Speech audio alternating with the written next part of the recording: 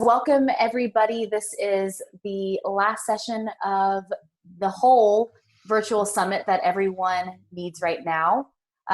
This last session is on something that I think all of us are experiencing right now and have experienced or will experience. And so I'm really excited for Ashley to share her knowledge and her experiences with us. This is being recorded, so if you need this and you want to share it, by all means, please do that. And if you want to reference it and look back on it, also by all means, do that. And if you have any questions or comments, utilize the question and answer function or the chat function. And I'm going to stop talking and let Ashley introduce herself and get us started. Thank you for being with us, Ashley. Thank you so much for having me. Yeah, I'm really excited to be here. I think trauma is something that we all have like some level of emotional trauma, just because life. And I think that obviously there are significant traumas and things going on in the world right now that are adding additional trauma to people's lives. And so I kind of want to just start with the definition of trauma, because I think like sometimes it can be really hard to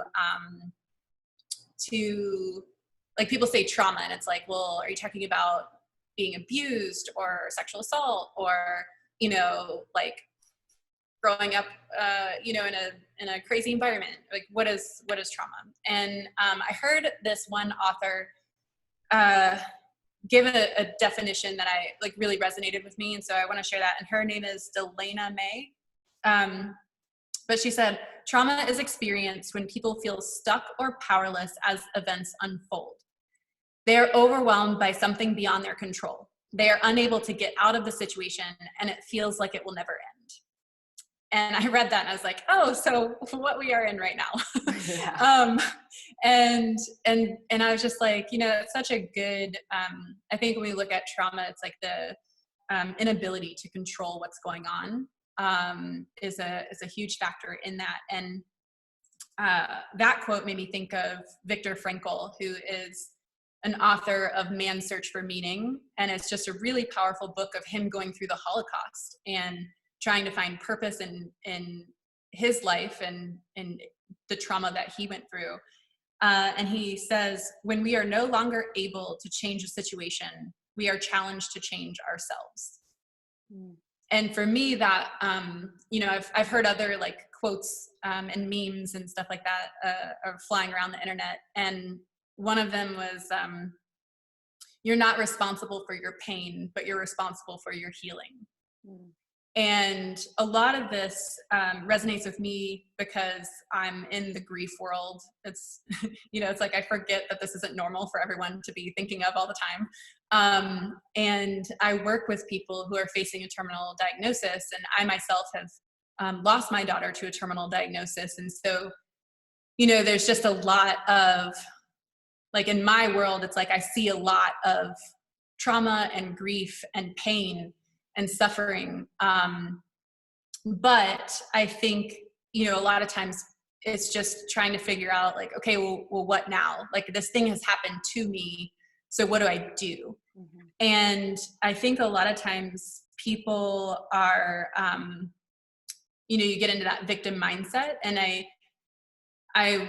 I know we talked about this beforehand, but I want to share a little bit about how the brain works. I'm a huge neuroscience nerd because I feel like when we understand how things work, we understand how to fix them. And so, you know, if you know nothing about like a car and then you hear a pop and something breaks and then you hear a horrible squeaking sound, it's like, okay, like you can open the hood, but if you don't know how any of it works, you can't fix it. So undoing the hood of our own heads. I think, you know, it's important to know that you have some main parts of your brain, and the amygdala and the part of the reptilian brain develops first in our bodies. And that's where we have, like, you've heard of like the flight or fight response. So they've added fight, flight, or freeze as a part of that. And then there's also like just the straight shutdown.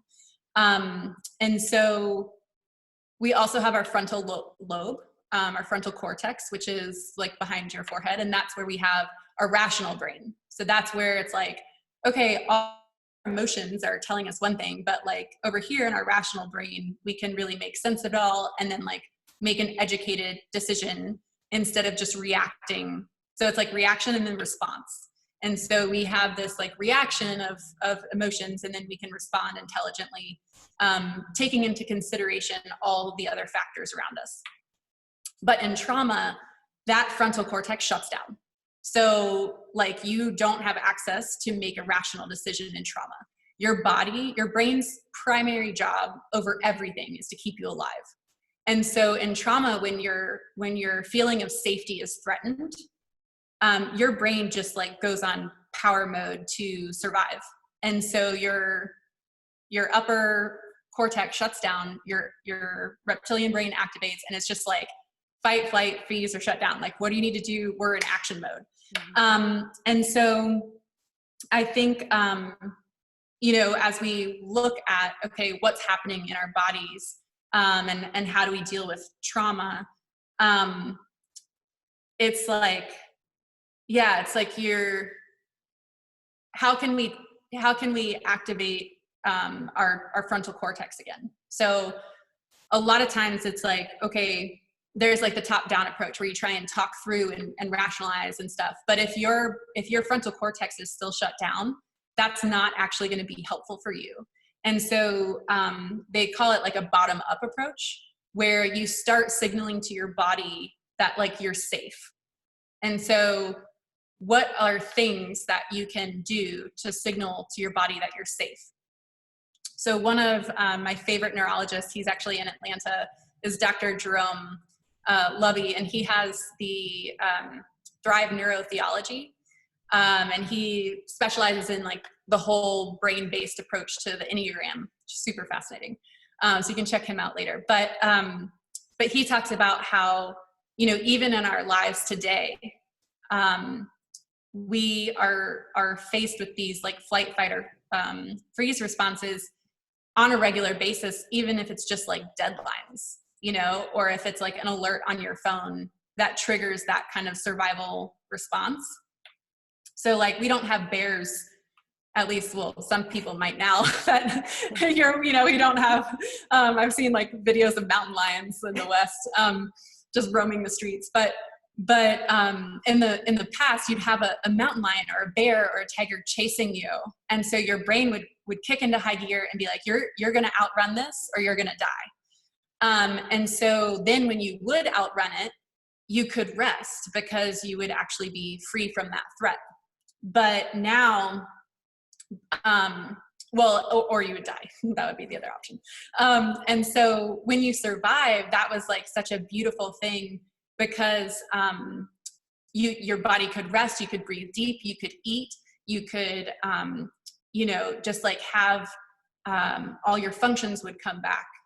But our brain now, like sometimes like we view deadlines the same way we view a bear chasing us. So it's like, oh, I have this deadline. And so your cortisol spikes, all of your chemicals go, your adrenaline, like everything like increases in that response to help you achieve what you need to achieve to survive. But we forget to rest. And because sometimes we have deadline after deadline after deadline, we're not resting. And so I think like in talking about like trauma and grief and just healing from all of that, it's like a big key factor is self-awareness. And I know we talked a little bit about that in the empathy right before this. But the self-awareness of knowing like what your body needs and how to care for yourself, the self-care is huge. But specifically with trauma is like safety. So it's like, how do you signal to your rational brain that the alarm system was a false alarm? Or if it was a real alarm, how do you signal to your body that you're now safe?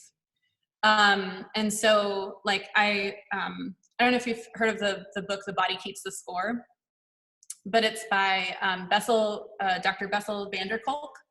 And it's one of my favorite books on trauma because he has so many, it's really heady, like it's a little sciencey, but he does a really great job of simply explaining things with metaphors. So he talks about how your reptilian brain is the smoke alarm. And so when you're filled in a room with smoke, your rational brain's trying to make sense of it all. And it's like, well, is it a fire because I left the chicken on the stove for too long and like that just caught on fire, or is my whole house burning down? And your reptilian brain's like, I don't care. We need to live. So you're just going to start running. But sometimes like the rational brain can come in and say, hey, it's fine. It was just the chicken on the stove and I was able to put it out and we're good. But in trauma, that just gets overrun. And so it's like, again, how can you communicate safety? And especially with loss, like this is, you know, a lot of times there's trauma with loss. And so it's like, you know, in this time, like my heart is breaking into millions of pieces every time I hear a story of a loved one passing away in isolation, when people aren't allowed to like be with their loved one as they're dying. Like that is so traumatic. Like, oh my God, I can't tell you how many times I've cried just like reading stories of people on the front lines and the families and the personal experiences of the trauma and the loss. And so, yeah, it's just a matter of like, okay, how can we be safe? How can we communicate safety to ourselves and to those around us?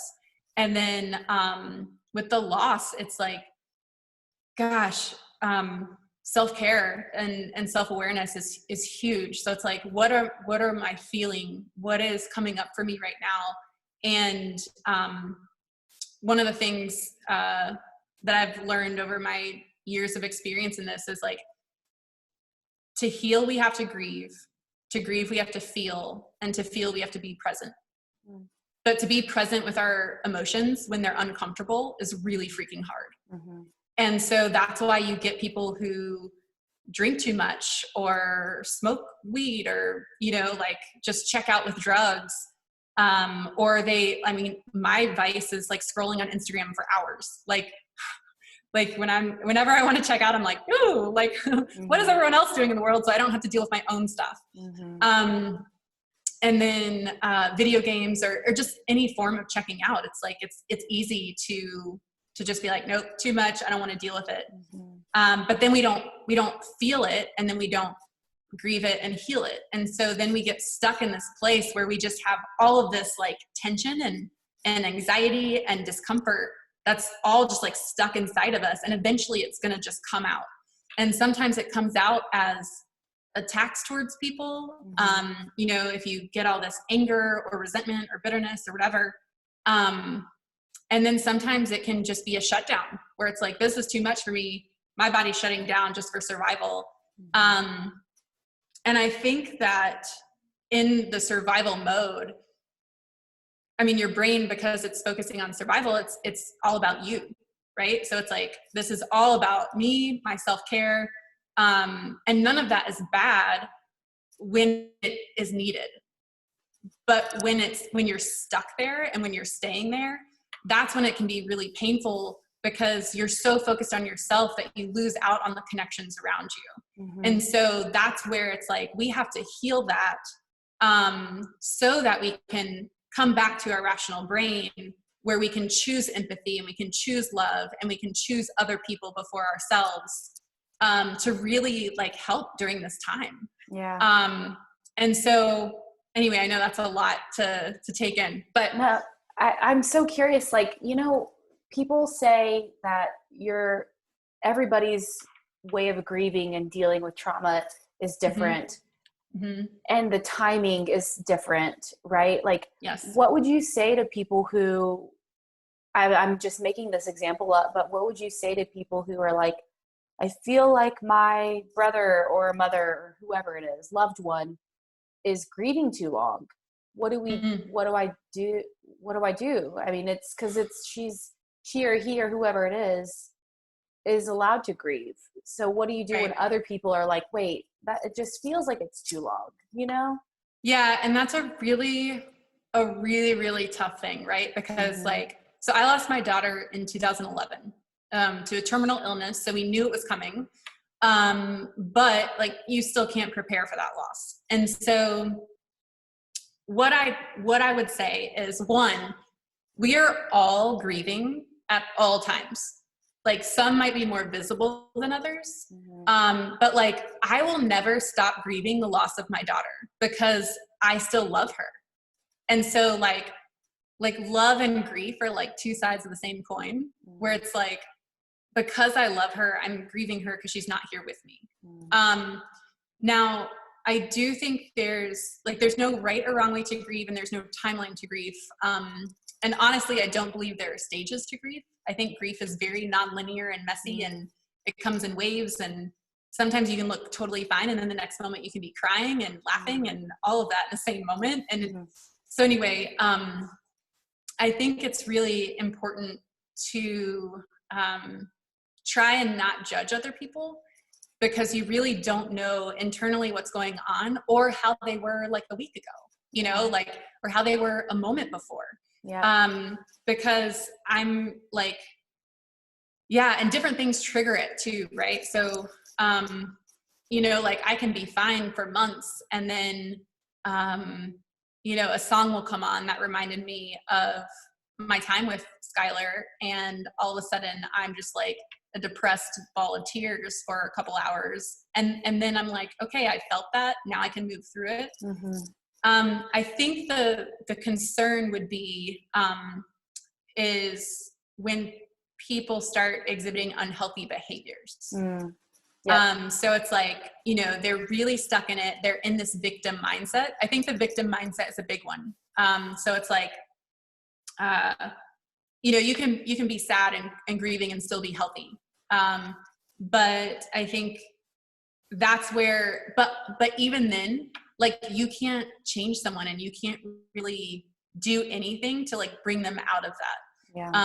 And the best thing you can do is just love them and try not to judge them, because that's their own journey that they have to work on. And it takes self-awareness, and that's something you can't just like, God, I wish we could just smack people on the head and be like, you're self-aware now. Great. Like perfect. But you can't. And so, I think just encouraging people, loving people, and sometimes it takes stepping away to be like, if you're in a really and I hate saying that, because one of the things I preach is about empathy and showing up for people.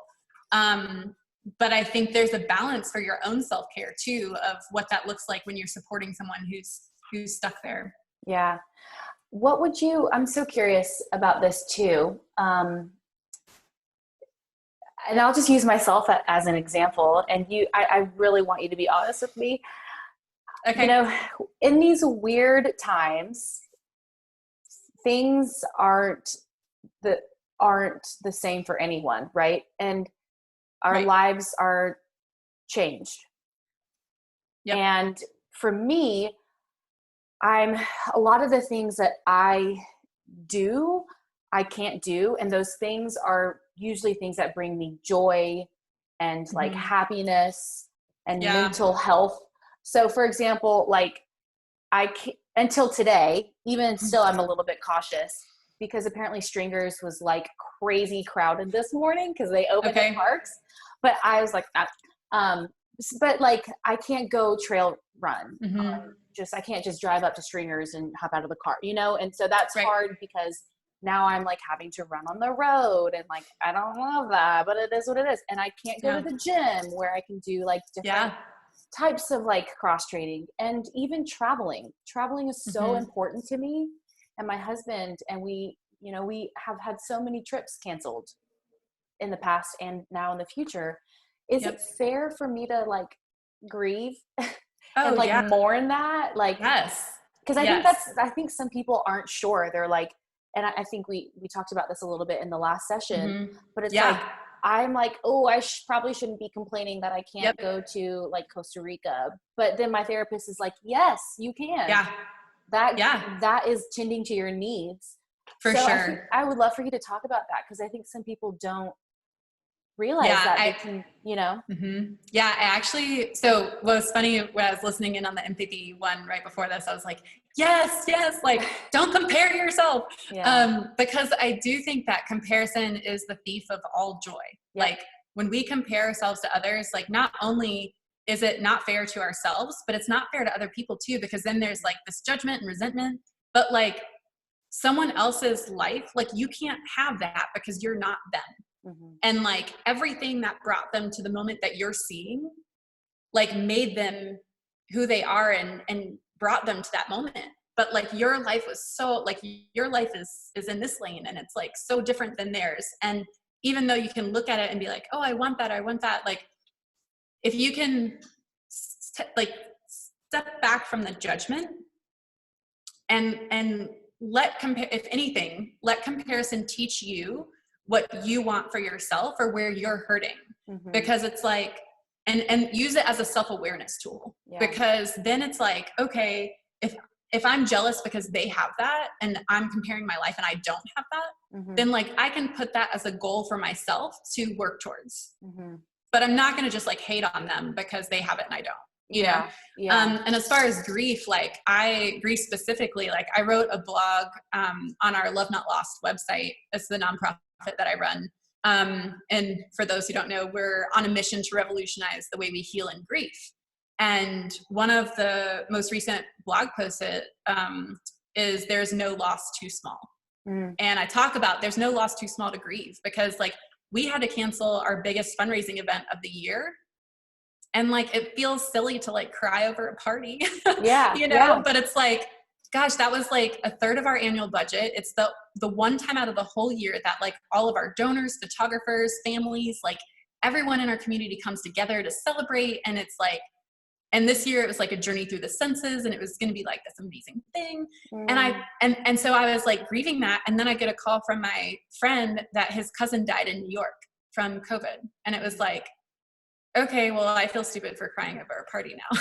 Right. But it's like, but that's like, my feeling is valid and your feeling is valid. And each of us are grieving losses in, not only are they different losses, but we're grieving them in very different ways because we're all unique individuals.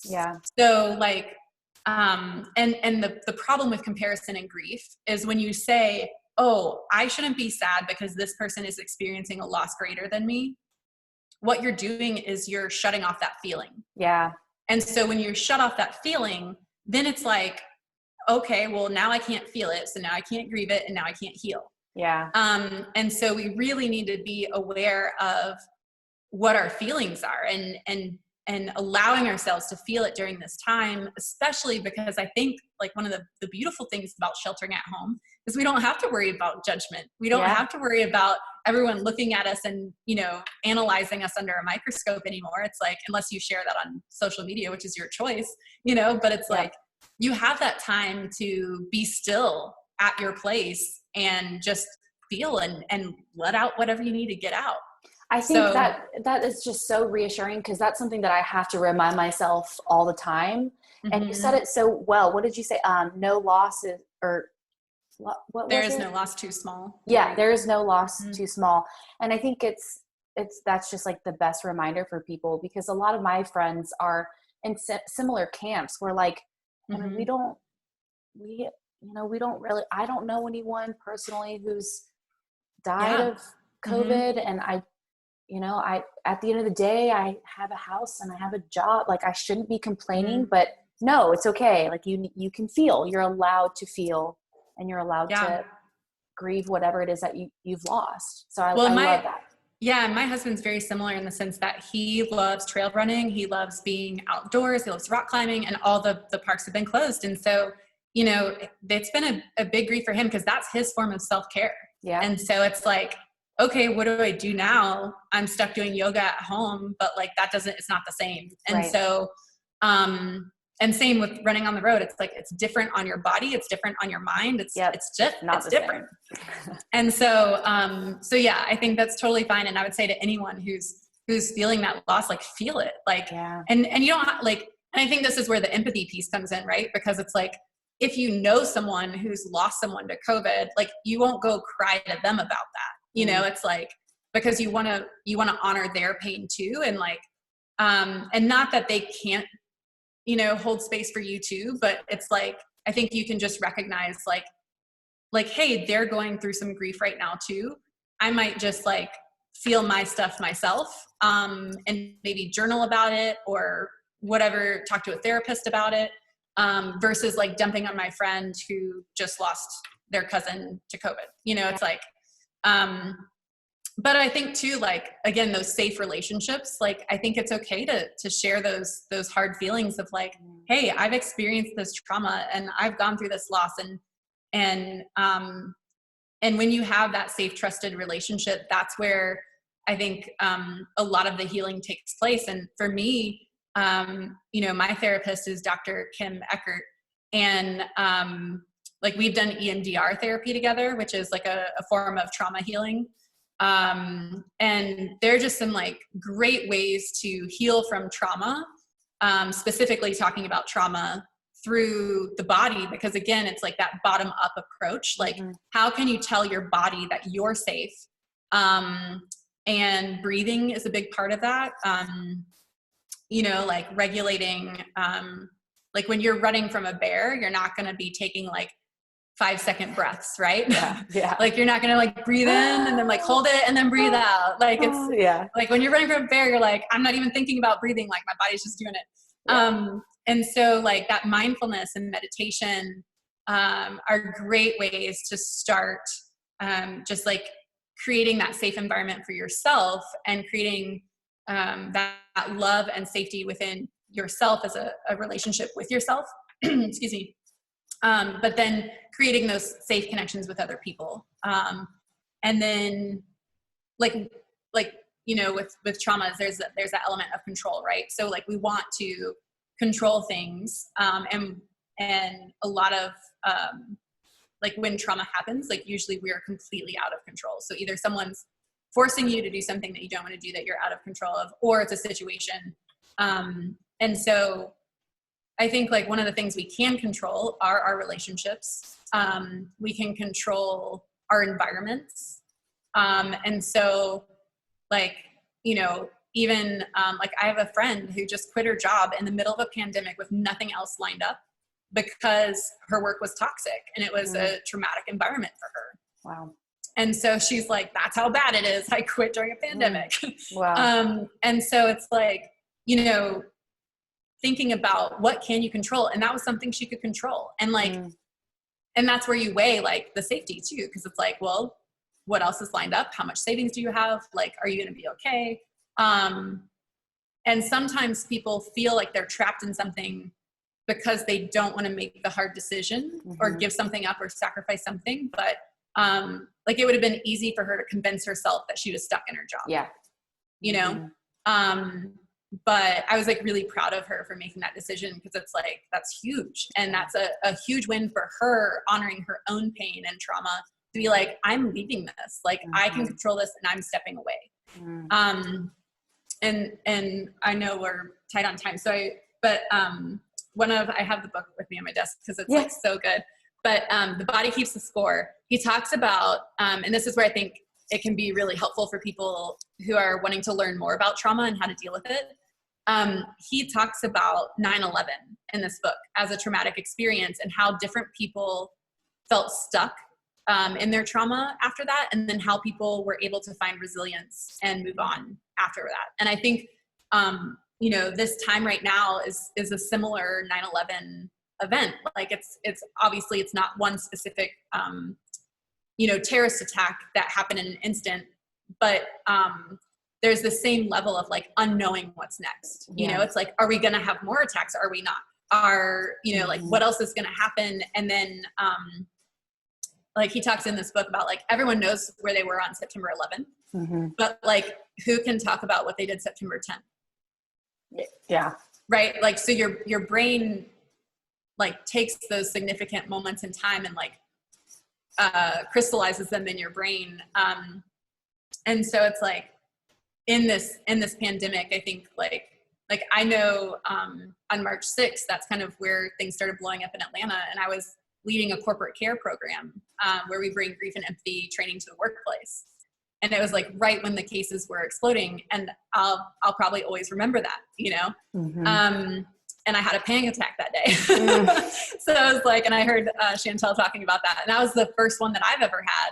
but it was because I could see the ripple effect of what was going to happen. Mm. And so, and I know, like, you know, the effects of the economy, all of the things that were being affected by job loss and deaths. It's like, it's very much this is more like long-term trauma, you know. Yeah. It's like, so how can we move through this and, you know, build safety for ourselves and with others. And then if you need that additional help, like looking at body work, like there's things like the EMDR therapy that I mentioned, logotherapy, there's like tapping, for those of you who, you know, are more open-minded about things, and mindfulness and meditation. I think there are a lot of things that you can look into if you need specific help with trauma. And then of course some books and stuff, but yeah. So gosh, that's so much it's like, good stuff. It's like, what can you talk about in 30 minutes about trauma, right? Because it's like such a loaded thing. And it flew by. I think for me personally, the biggest takeaways, I mean, I think self-awareness is so key. So if anybody can take anything away, it's like practice how to be more aware of yourself and your body and how you're feeling and what you're thinking. And I love what you said about, because to me, it had this undertone of like, you don't have to go through trauma and grief alone. So when you were talking about talking to your like trusted relationships, lean into those like relationships that, you know, are really rooted in trust. I loved that you said that. And I appreciate the science behind it all too. I think it's easy to forget that there is science behind trauma and grief. So I appreciate that. Yeah. And emotions too, for sure. If there was one thing that you wanted people to just like, the one thing you want to hammer home, what would that be? I know that's hard. God, I know. I would want to tell people that you have more control than you think. And I know there are times that like I felt helpless. And like, in my traumatic experiences, and I think like the important thing about trauma too to realize is like when you go through a traumatic experience, sometimes it can create like a deep-rooted lie or belief about yourself that's not true. Wow. And I think that's where a lot of people get stuck, and that's where I got stuck, because I had some trauma in my childhood that basically made me believe that I was a bad person or that I wasn't good enough because I would get yelled at for things I didn't do. And so as a kid, you know, like my little brain was like trying to make sense of it all. And the only thing that I could come up with was like, well, I did this thing. It wasn't bad, but I'm getting yelled at like it was bad. And so therefore I must be bad, or like I'm not good enough or whatever. And so, and I think when we have those traumatic experiences, like I went, you know, this is getting real personal here, but I went through a sexual assault, and it was like, oh, like I must have done something wrong, or like it something I did, or like I deserve this for some reason. And so it was like, again, it's like that trauma, like you're trying to make sense of it, but because your rational brain shuts down, it's really hard to make sense of it. Yeah. And so once I started understanding how the brain worked, it really freed me up to heal, because it was like, oh, like my thalamus, which is like what processes all your sensory information, was shut down. So it's like, I only have these bits and pieces and my brain couldn't make sense of it all, you know? And so it's like, how can we take those things and heal? So I want to encourage anyone who's dealt with trauma to like work with a therapist to see if there's that underlying root or lie or, you know, like belief that you've kind of held on to that's not true. Because I think that can free people up for healing so much. And they don't even realize that there's a lie deep within them that's been stuck there for a while. And then I would say, look at what you can control in your life to, again, safety and nurturing. Like loving ourselves and creating safe, nurturing environments for ourselves. And then looking to the world around us to do that for other people. And so, yeah, I think like my mission in life is just to help people heal from whatever they're going through. And, like I said, you know, self-awareness and self-care are huge pieces of that. So, I just want to encourage people to not be afraid of pain and to dive into that and lean into it. Oh my gosh. This was so good. Thank you so much. Yeah. Thanks, I wish we had more time. I know, it's okay. But I'm going to include your, I guess depending on whatever you want, I can include your LinkedIn or email Sure. in the recording. I can edit that in. But yeah, I mean, I just want to thank you. Thank you so much for sharing all those really personal experiences and being so vulnerable. But also just kind of giving us a better look at what it all means, what trauma and grief means. So thank you. I appreciate it. Thank you. And I know you mentioned including some stuff in an email possibly. Yeah. So I have some affirmations by a life coach who focuses on trauma. His name is Mastin Kipp. Okay. So there are about 6 affirmations that I really love, kind of like, you know, I love my body and it's trying to keep me safe. Yeah. You know, just saying stuff like that. So I would love to send that to you and you can include that. I'll include that for sure. Great. Okay. Thank you so much. Awesome. Have a good weekend and I'll talk to you later. Perfect. Thanks, Maggie. All right. Bye.